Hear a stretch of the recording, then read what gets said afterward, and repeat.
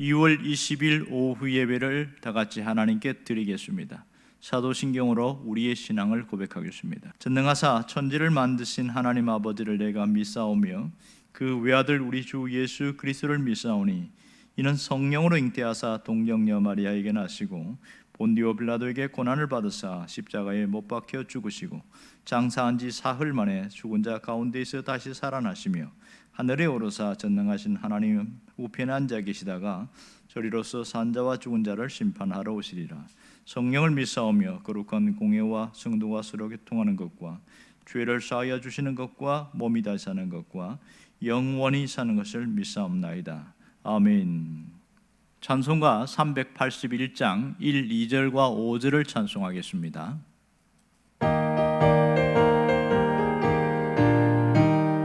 나 캄캄한 밤 죄의 길에 방황했으나 주 크신 사랑 빛을 떼고 어둠 떠났네. 사랑의 빛 오늘 내 맘에 사랑의 빛 항상 있도다. 내가 예수 믿고 죄짐 벗은 후 마음속에 항상 그 빛 있도다. 저 검은 구름 하늘 덮고 풍랑 일어나 온 세상 캄캄하여도 내 맘에 빛 있네. 사랑의 빛 오늘 내 맘에 사랑의 빛 항상 있도다. 내가 예수 믿고 죄짐 벗은 후 마음속에 항상 그 빛 있도다. 나 잠시 후에 영광의 빛 내게 비칠 때 그 영광스런 주 얼굴 나 친히 뵙겠네. 사랑의 빛 오늘 내 맘에 사랑의 빛 항상 있도다. 내가 예수 믿고 죄짐 벗은 후 마음속에 항상 그 빛 있도다. 기도하겠습니다. 우리의 생명 되신 주님께 오늘도 주님 앞에 나왔사오니 은혜를 주시기를 원합니다. 주의 보혈로 우리를 새롭게 하시고 깨끗게 하여 주시기를 원하며 우리의 영혼을 회복시키시고 온전케 하여 주시옵소서. 죄의 길에 방황했던 우리가 예수 그리스도를 통해서 새로워지고 어둠이 떠나며 온전해지고 항상 빛 속에 살아가게 하심을 감사합니다. 오늘도 말씀으로 우리를 새롭게 하시며 깨닫게 하여 주시옵소서. 예수님의 이름으로 기도합니다. 아멘. 하나님의 말씀은 마가복음 5장 14절에서 17절까지의 말씀입니다. 다 같이 읽겠습니다. 치던 자들이 도망하여 읍내와 여러 마을에 말하니 사람들이 어떻게 되었는지를 보러 와서 예수께 이르러 그 귀신 들렸던 자 곧 군대 귀신 집혔던 자가 옷을 입고 정신이 온전하여 앉은 것을 보고 두려워하더라. 이에 귀신 들렸던 자가 당한 것과 돼지의 일을 본 자들이 그들에게 알림에 그들이 예수께 그 지방에서 떠나시기를 강구하더라. 아멘. 오늘은 계속해서 그라사 광인에 대한 이야기를 하고 있습니다. 이 그라사 광인이 만난 예수님은 어떤 분이신가요? 여기서 두 가지를 발견할 수가 있습니다. 하나는 예수님은 병 고칠 수 있는 능력이 있는 분이시고 또 하나는 예수님은 이 병자의 병을 고치시기를 원하시는 분이라는 사실입니다. 예수님은 능력이 있습니다. 그러나 고쳐주지 않겠다고 하면 그만인데 예수님은 고칠 수 있는 능력을 갖고 고쳐주기를 원하셨다는 사실이 놀라운 특징입니다. 그래서 예수님이 그 귀신 들린 자에게 명령을 하자 그를 지배하고 있던 이 더러운 영들이 벌벌 떨면서 떠나가 버렸습니다. 이걸 통해서 알 수 있는 것은 예수님은 영들의 세계를 창조하신 분이요 지배하는 분이시라는 것을 알 수 있습니다. 그분은 곧바로 성자 하나님이십니다. 그러므로 예수님을 만난 자는 곧 희망이자 기회라는 사실을 알 수 있지요. 가만히 보십시오. 예수님은 이 사람을 피하지 않고 주목하셨고 만나셨습니다. 그러나 거기 동네에 있는 사람들은 이 사람들을 피했고 버렸습니다. 10절에 보면 자기를 그 지방에서 내보내지 마시기를 강구하더니 누가 강구한 겁니까? 그 사람 속에 있는 귀신이 강구한 것이지요. 결국 세상 사람들은 이 사람을 완전히 버렸습니다. 가정에서도 버림을 받았습니다. 이미 자기 자신도 스스로 포기한 존재였습니다. 그러나 예수님은 이 사람을 결코 버리지 않았습니다. 여기서 예수님이 이 땅에 오신 목적이 무엇인지를 분명히 알 수가 있습니다. 귀신들은 이 예수님을 알았어요. 그래서 예수님이 누군지를 알고 벌벌벌 떨면서 부복하면서 하나님의 아들이여 이렇게 외쳤습니다. 이것은 귀신들의 신앙 고백입니다. 그들의 고백은 아주 정확했습니다. 귀신은 예수님이 누구인가를 귀신같이 알았습니다. 자, 귀신 들린 자에게 어떤 일이 일어났습니까? 14절과 15절에 보면 자세하게 나옵니다. 귀신 들린 자는 예수님을 만나자 모든 것이 달라졌습니다. 그 귀신이 떠나자 그는 옷을 입고 정신이 온전하여졌습니다. 그동안 악령들 때문에 그 영혼의 찢김을 당해서 온전할 수가 없었는데 예수님을 만나고부터 그의 임재를 경험하고 그는 모든 것이 다 바뀌었습니다. 구체적으로 어떻게 변화되었습니까? 먼저 옷을 입었다는 거예요. 이 옷을 입는 것은 상당히 평범한 일입니다. 그러나 이 사람은 지금까지 그 평범함을 잃고 살아왔습니다. 옷을 입고 앉아있는 이 모습은 온전히 치유되었다는 것을 알 수 있습니다. 정상적인 삶으로 돌아왔다는 뜻이지요. 또 하나는 새로운 삶이 시작되었습니다. 더 이상 부끄러운 존재가 아니라는 것이지요. 더러운 영이 나가고 나서 깨끗한 사람이 되었습니다.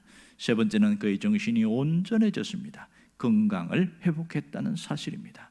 네 번째는 특징이 뭐냐면 그가 앉아있더라 이렇게 말합니다. 이 말은 정신적 고통에서 벗어났다는 사실이지요. 사실 이 고통에서 벗어나지 못한 사람들은 앉아있지 못한답니다. 안절부절하고 돌아다니고 영혼의 안정감이 없기 때문에 늘 불안하다는 거예요. 그런데 이 사람이 앉아있다, 이게 놀라운 특징이죠. 다른 복음서에 보면 예수님 앞에 앉았다 이렇게 말합니다. 예수님 발 앞에 앉았다 이렇게 묘사합니다. 오랜만에 평화와 안식을 누리게 되어졌고 그가 새로워졌다는 것을 알 수가 있습니다. 그렇다면 이 사람의 회복에 대해서 주변 사람들은 어떤 반응을 보였습니까? 첫 번째 목격자들은 돼지를 치던 사람들이었습니다. 이 돼지를 치던 사람들이 두려워했다 이렇게 말합니다. 읍내와 여러 마을에 가서 이 소식을 전했는데 소문을 들은 모든 백성들도 함께 두려워했다 이렇게 이야기합니다. 여러분, 무엇 때문에 두려워했을까요? 누가 두려운 겁니까? 귀신 들린 사람을 보고 두려워한 겁니까? 아니면 고침받은 그 모습을 보고 두려워한 겁니까? 여러분, 고침받은 그 모습을 보면 두려워해야 돼요? 기뻐해야 돼요? 당연히 기뻐해야 되는 것이지요. 그런데 왜 이들이 두려워했을까요?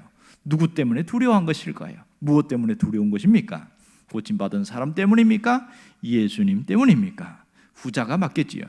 오늘 본문을 직역하면 그리고 그들이 두려워졌다.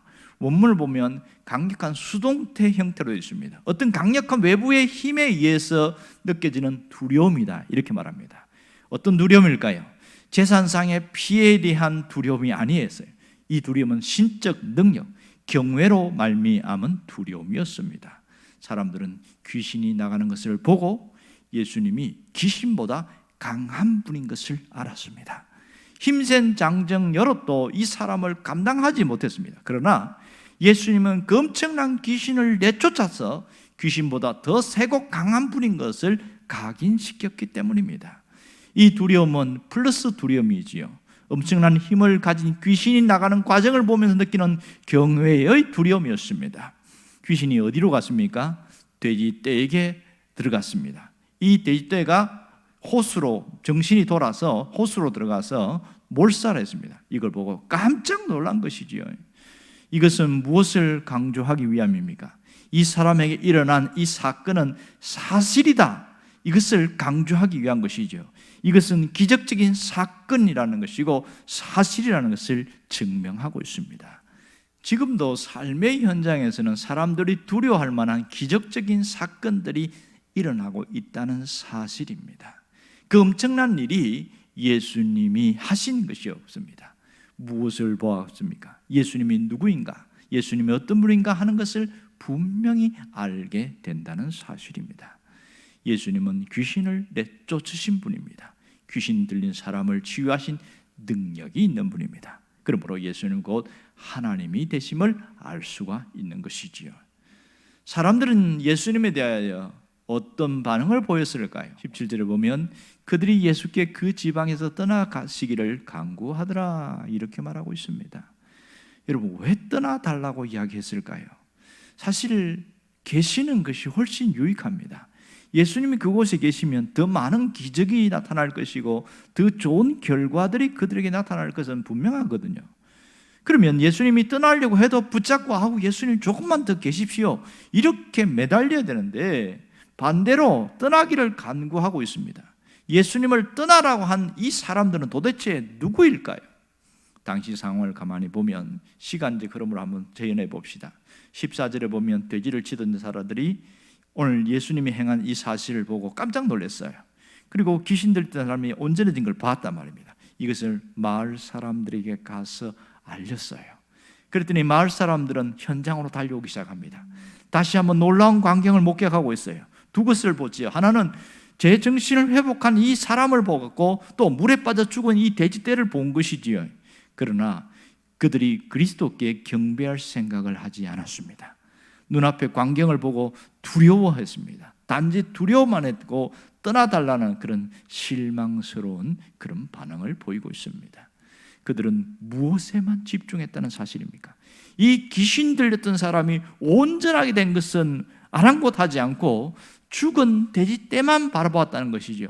돼지가 죽어서 손해본 것만 생각하고 있는 겁니다. 이 돼지라는 동물은요, 유대인들은 아주 더러운 동물 취급을 했습니다. 부정한 동물입니다. 그러나 이방인들에게는 아주 인기 있는 사업이었습니다. 돈벌이였어요. 이것이 굉장히 그들에게 유익하게 해주는 그런 모습이었습니다. 그들의 생각이 무엇일까요? 예수님이 계속 여기 머물면 더 손해를 볼 것이고 더 망할 것이라는 그런 생각을 하고 있었던 것이지요. 그들 눈에 비참하게 살던 한 영혼, 이 영혼이 온전하게 된 것은 아예 생각지도 않고 눈에 들어오지도 않았다는 것이 안타까운 사실입니다. 그래서 이렇게 떠나달라고 했는데 떠나달라고 선동한 자들은 과연 누구일까요? 이들은 예수님의 기적을 무시하던 사람들이었습니다. 주님의 사역을 불신하는 사람들이었습니다. 주님의 기적이 나타날 때에 자기들에게 손해된다는 생각만 했던 자들인 것이지요. 그런데 이런저런 일들이 계속되면 자기들의 삶에 치명적인 문제가 생길 것이라고 생각을 했기 때문에 떠나기를 바라고 간구했던 것입니다. 여기서 알 수 있는 영적인 진리가 무엇일까요?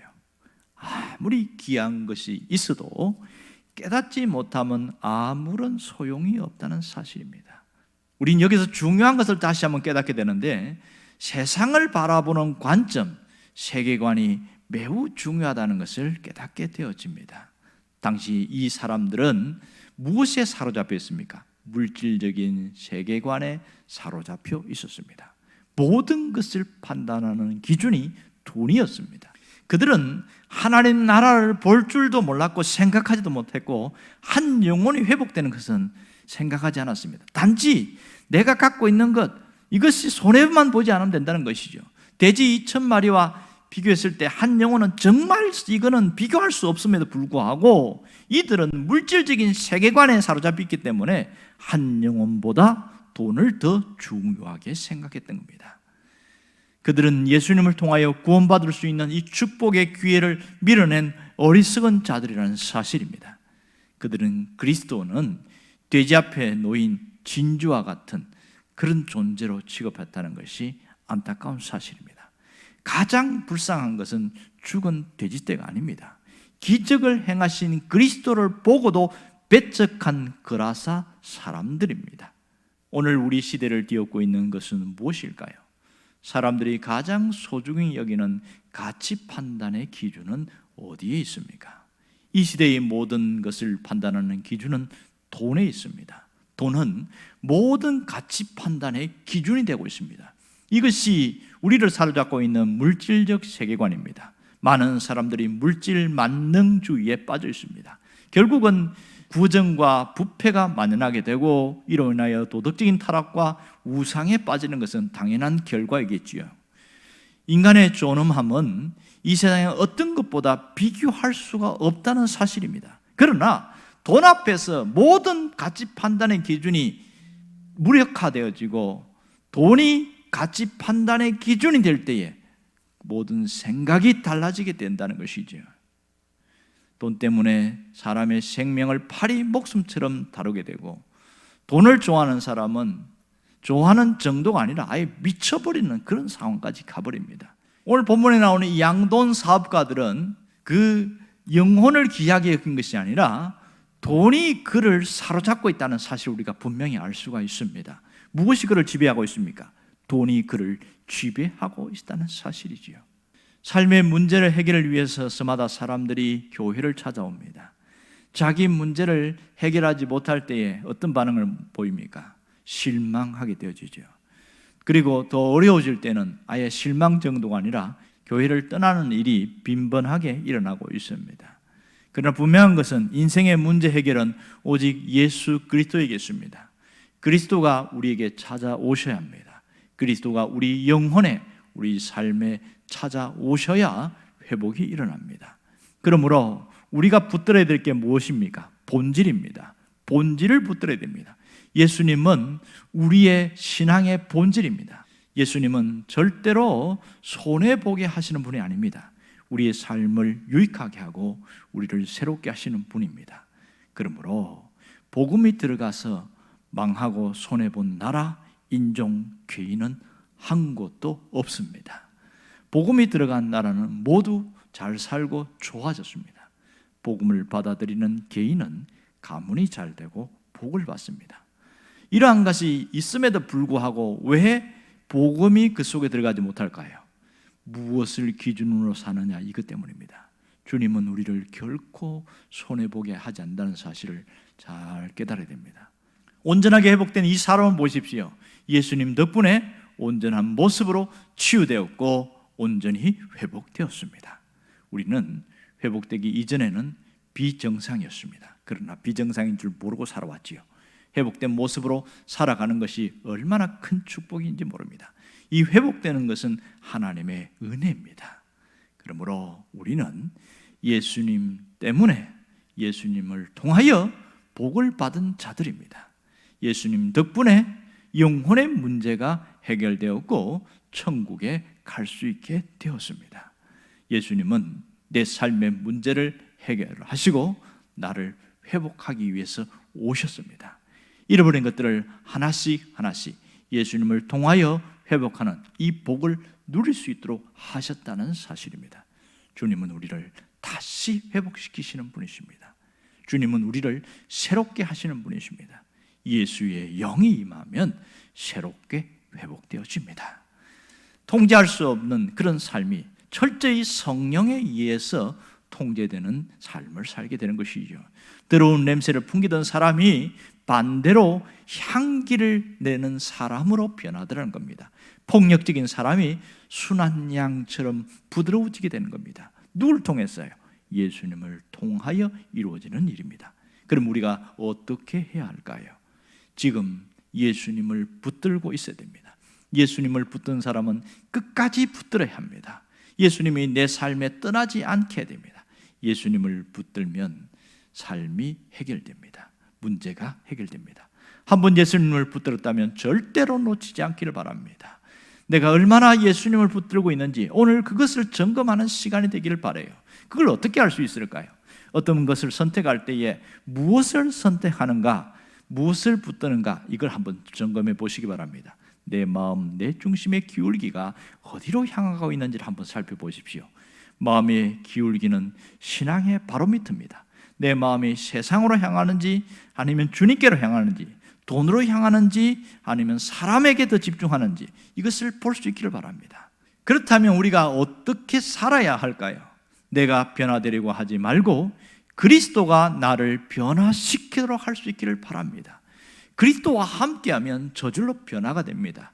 그리스도가 주인이 되면 삶이 바뀝니다. 사람은 죽을 때까지 삶을 변화시킬 수가 없습니다. 변화되지도 않습니다. 나를 억압하고 있는 그 힘보다 더 큰 힘이 작용해야 변화가 일어납니다. 어떻게 해요? 그리스도가 내게 오시면 해결되어집니다.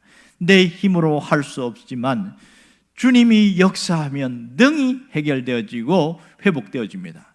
예를 들자면 알코올 중독에 빠진 사람이 있다고 칩시다. 일평생 노력해도 자기 힘과 자기 의지로는 그 중독에서 빠져나오지 못합니다. 스스로 못 나오는 거예요. 그 힘이 너무 강력해서.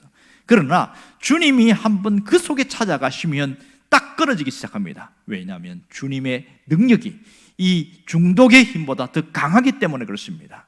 그리스도가 찾아오면 귀신이 물러나고 그리스도가 찾아오면 인생의 광풍도 잠잠하게 되어집니다. 오늘 우리의 영혼에, 우리의 삶에 그리스도가 찾아오기를 소망하며 그리스도와 함께 살아가기를 주의 이름으로 축원합니다. 기도하겠습니다. 살아계신 하나님 아버지, 우리의 삶에 예수 그리스도가 중심이 되고 예수 그리스도와 함께 살고 예수 그리스도를 통하여 변화된 성숙한 신앙인이 되게 하여 주시옵소서. 예수님의 이름으로 기도합니다. 아멘. 주기도문 하겠습니다. 하늘에 계신 우리 아버지여, 이름이 거룩히 여김을 받으시오며 나라가 임하시오며 뜻이 하늘에서 이루어진 것 같이 땅에서도 이루어지이다. 오늘 우리에게 일용할 양식을 주시옵고 우리가 우리에게 죄 지은 자를 사하여 준 것 같이 우리 죄를 사하여 주시옵고 우리를 시험에 들게 하지 마시옵고 다만 악에서 구하시옵소서. 나라와 권세와 영광이 아버지께 영원히 있사옵나이다. 아멘.